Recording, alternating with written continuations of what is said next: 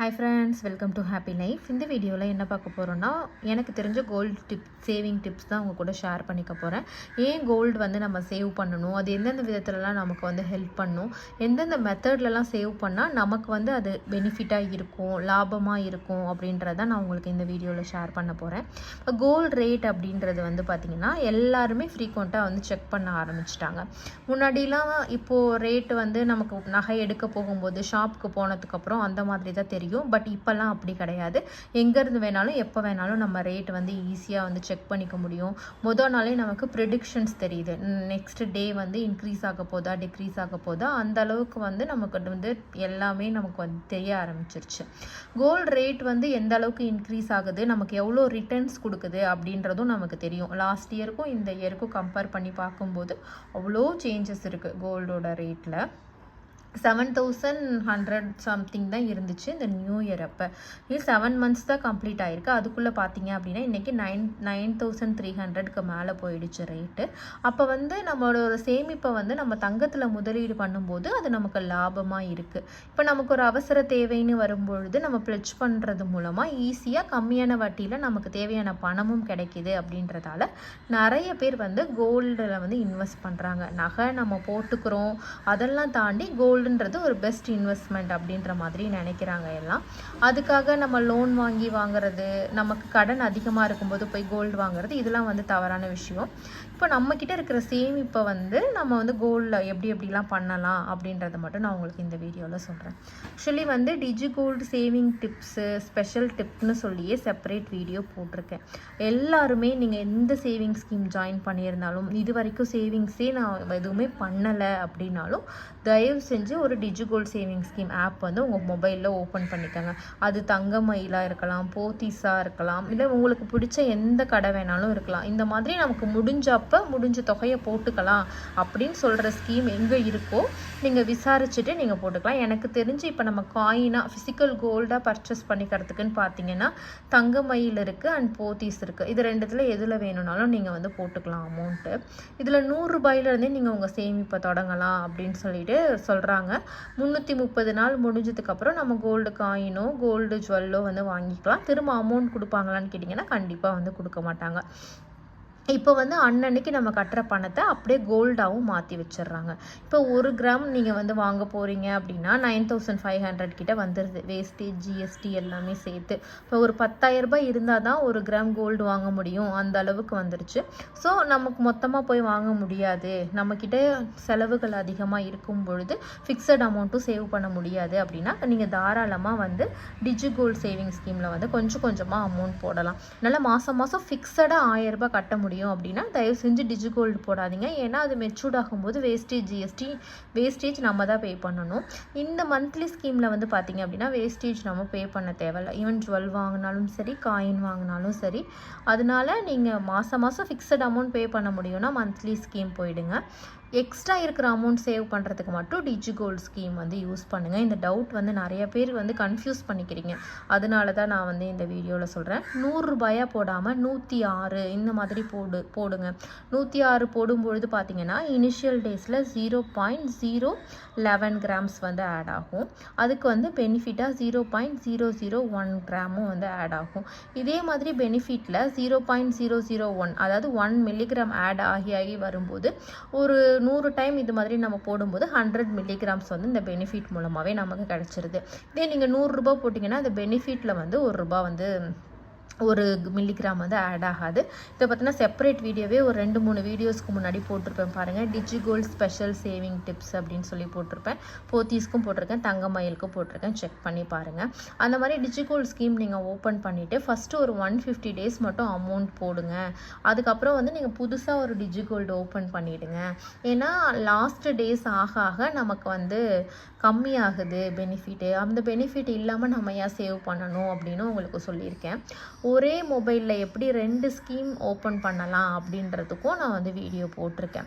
இப்போ வந்து 150 நாள் நம்ம வந்து போட போகிறோம். ஒரு டிஜி கோல்டு ஓப்பன் பண்ணோன்னா எல்லா டேஸும் போட முடியலன்னா கூட அதில் பாதி நாள் நம்ம போட்டோன்னா கூட 75 டேஸ் வந்து நீங்கள் 106 108 இந்த மாதிரி போட்டுட்டு இருந்தீங்கன்னா கூட நியர்லி 1 கிராம் கிட்ட நீங்கள் டிஜி கோல்டில் சேவ் பண்ணிடலாம்.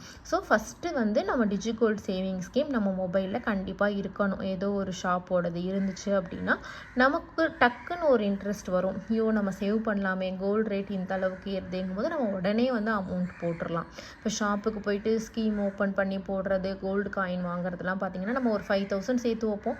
அதுக்குள்ளே ஒரு செலவு வரும்போது அதை எடுத்து நம்ம செலவு பண்ணிவிடுவோம். 1 கிராமுக்கான ஃபுல் அமௌண்ட் சேவ் பண்ணுறதே ரொம்ப வந்து டிஃபிகல்ட்டாக இருக்கும். ஸோ நீங்கள் வந்து டிஜிகோல்டு வந்து நீங்கள் மந்த்லி ஸ்கீம் ஜாயின் பண்ணியிருந்தீங்கனாலும் எனி சேவிங் ஸ்கீமில் நீங்கள் எவ்வளோ அமௌண்ட் போட்டுட்டு இருந்தாலும் கண்டிப்பாக டிஜிகோல்டு வந்து உங்கள் மொபைலில் வச்சுக்கோங்க. இதை வந்து என்னோட பர்சனல் அட்வைஸாகவே நீங்கள் வந்து எடுத்துக்கலாம். நெக்ஸ்ட் வந்து பார்த்திங்கன்னா கோல்டு சேவிங் ஸ்கீம் வந்து கிராம்ஸில் அக்குமுலேட் ஆகிற மாதிரி ஸ்கீமாக போடுங்க. உங்களுக்கு எங்கே விருப்பம் இருக்கோ அந்த ஷாப்பில் வந்து போட்டுக்கலாம். கிஃப்ட்டுக்காக இந்த மாதிரிலாம் வந்து போடாதீங்க. அப்புறம் வந்து நிறைய டைம் வந்து டக்குன்னு ஒரு நியூ இயர் அப்போ இப்போ ஆடி பெருக்கு அப்போல்லாம் பார்த்தீங்கன்னா கோல்டு காயினுக்கு நோ வேஸ்டேஜ் அப்படின்னு சொல்லியிருந்தாங்க. இப்போது மிந்த்ரா இந்த மாதிரி ஆப்பில் கூட கோல்டுக்கு வந்து அப்பப்போ ஒரு ஆஃபர் வருது. இவ்வளோ டிஸ்கவுண்ட் அவ்வளோ டிஸ்கவுண்ட் அப்படின்னு சொல்லி கொடுக்குறாங்க. இந்த மாதிரி ஃப்ரீக்வெண்ட்டாக இந்த ஆப்ஸ்லலாம் நீங்கள் போயிட்டு செக் பண்ணி பாருங்கள். அப்போ ஒரு வேஸ்டேஜ் இல்லாமல் கிடைக்குது, இல்லை கோல்டு ரேட் வந்து டக்குன்னு ரொம்ப கம்மியாகுது அப்படின்னா நீங்கள் நேரில் போயிட்டு வாங்குறது அது மாதிரி கூட வாங்கலாம். அப்படி இல்லைன்னா நிறைய ஷாப்ஸில் பார்த்தீங்கன்னா ஆப் இருக்குது உங்களுக்கு பர்ச்சேஸ் பண்ணுறதுக்கு. அதில் நீங்கள் ஆர்டர் பண்ணி கோல்டு காயின்ஸ் வந்து வாங்கி சேர்த்து வைக்கலாம். இந்த மாதிரி சேர்த்து வைக்கும்போது இதை ஒன் டைம் இன்வெஸ்ட்மெண்ட் பண்ணிவிட்டு அதுக்கப்புறம் நீங்கள் ஒரு பெரிய ஜுவல்லாக வாங்கணும் அப்படின்னாலும் வாங்கிக்கலாம். இல்லை ஏதோ ஒரு தேவைக்காக நமக்கு பணம் வேணும் அப்படிங்கும்போது இந்த கோல்டு காயின்ஸை வந்து நம்ம ஈஸியாக வந்து சேல் பண்ணிக்க முடியும். அதுபோல் சில்வரும் கொஞ்சம் வாங்குங்க. ஆனால் நீங்கள் என்ன சொல்கிறேன்னா 80% உங்கள் சேவிங்ஸ் வந்து கோல்டில் இருக்கட்டும். ரிமைனிங் கொஞ்சம் அமௌண்ட் மட்டும் ஈவன் 10% கூட சில்வரில் இருந்தால் கூட ஓகே தான். அந்த மாதிரி சில்வரில் கம்மியாக பண்ணுங்கள், கோல்டில் வந்து அதிகமாக பண்ணுங்கள். ஆனால் சில்வர்லேயும் கொஞ்சம் கொஞ்சம் பண்ணுங்கள். அதுவும் வந்து ஃப்யூச்சரில் பெனிஃபிட்டாக இருக்கும் அப்படின்னு சொல்கிறாங்க. ஸோ கொஞ்சம் கொஞ்சமாக நீங்கள் சில்வரும் வாங்கி வைக்கிறதுக்கு வந்து ட்ரை பண்ணுங்கள். இப்போ வந்து என்கிட்ட கொஞ்சம் ஓல்டு ஜுவல்ஸ் இருக்குது. நான் வந்து டிஜிகோல்டு ஸ்கீமில் ஒரு பர்டிகுலர் கிராம்ஸ் வந்து சேர்த்துருக்கேன். ப்ளஸ் வந்து மந்த்லி சேவிங் ஸ்கீமில் முடியுது. இப்போ டேரெக்டாக போய் ஜுவல் எடுக்கலாமா, என்ன பண்ணலாம் அப்படின்னு சொல்லிட்டு ஒரு சப்ஸ்கிரைபர் கூட கேட்டிருந்தாங்க.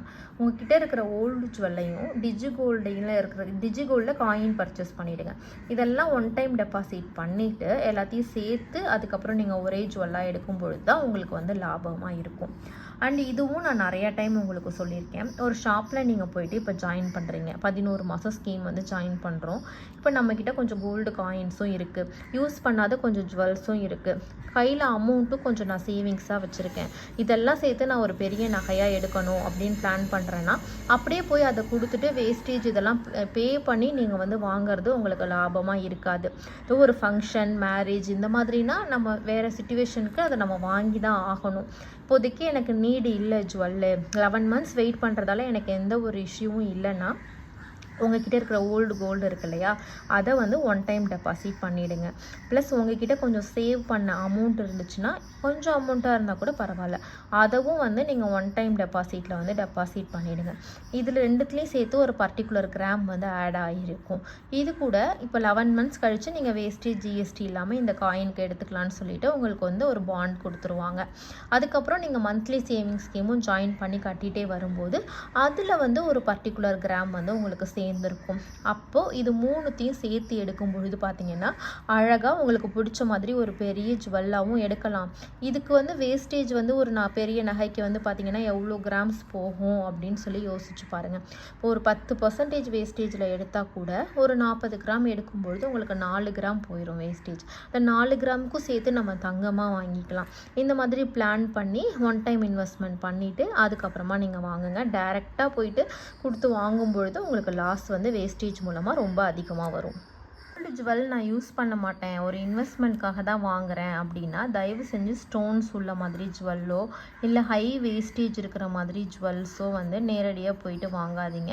இன்வெஸ்ட்மெண்ட்காக வாங்குறீங்க அப்படின்னா கண்டிப்பாக வந்து கோல்டு காயின் தான் நீங்கள் வாங்கணும். ஃப்யூச்சரில் சேல் பண்ணுறதுக்கு, ப்ளெட்ஜ் பண்ணுறதுக்கு எல்லாத்துக்குமே நீங்கள் அதை வந்து யூஸ் பண்ணிக்கலாம். இல்லை நான் கொஞ்ச நாள் யூஸ் பண்ணுவேன் அப்படின்னாலும் வேஸ்டேஜ் கொடுத்து வாங்காமல் சீட்டு போட்டு அது மூலமாக வாங்குங்க. ஸ்டோன்ஸ் இருக்கிற மாதிரி வாங்காதீங்க.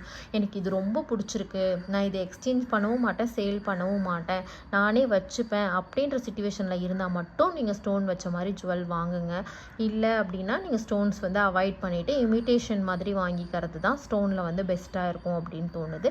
மேக்ஸிமம் நீங்கள் கோல்டு வாங்குறீங்கன்னா தங்கமாக மட்டும் வாங்குங்க. இந்த ஸ்டோன், எனாமல் இதெல்லாம் அவாய்ட் பண்ணிக்கிறது வந்து ரொம்பவே வந்து பெனிஃபிட்டாக இருக்கும். ரேட்டை செக் பண்ணதுக்கு அப்புறமா மந்த்லி சேவிங் ஸ்கீம் வந்து கட்டுங்க.